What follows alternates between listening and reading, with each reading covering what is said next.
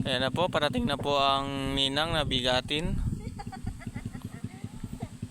Galing pa pong San Isidro, Kagawad Lot.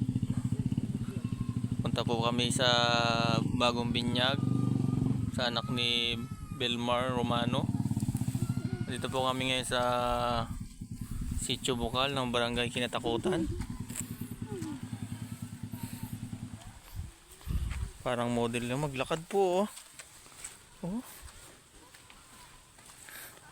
Paliw ko eh. Pag nadulas-dulas din.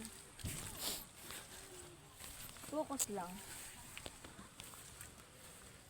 Ito ano?